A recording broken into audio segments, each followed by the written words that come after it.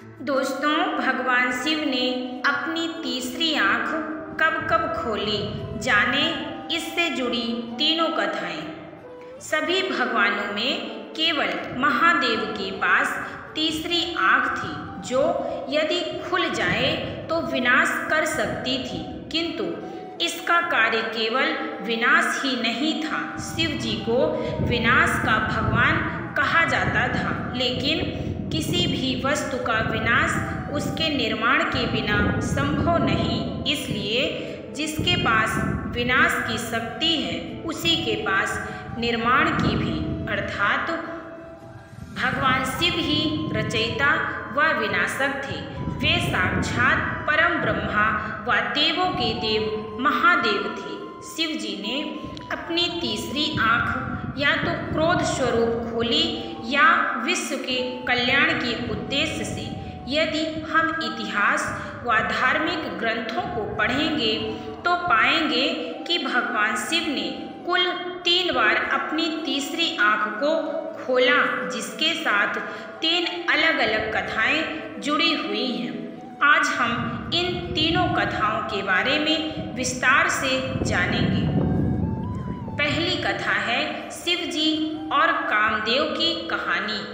यह कथा तब की है जब भगवान शिव की प्रथम पत्नी माता सती के पिता ने यज्ञ का आयोजन किया था, किंतु भगवान शिव को आमंत्रित नहीं किया गया था, जिससे उनका अपमान हुआ था। अपने पति का अपमान देखकर माता सती इतनी क्रोधित हो गई थी कि उन्होंने उसी यज्ञ में स्वयं की आहुति दे दी थी व अपने प्राण त्याग दिए थे।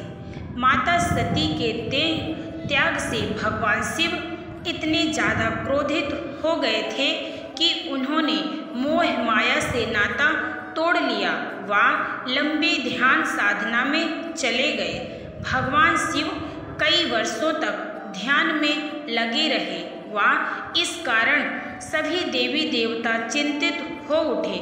विश्व कल्याण के उद्देश्य से सभी देवी देवताओं ने महादेव को साधना से जगाने का निर्णय लिया, लेकिन किसी में भी इतना साहस नहीं था। ऐसे में स्वयं कामदेव सामने आए और उन्होंने शिव जी को जगाने की ठानी। इसके लिए वे शिव जी के पास गए और अपने धनुष पर प्रेम का तीर चढ़ाकर महादेव की ओर चलाया।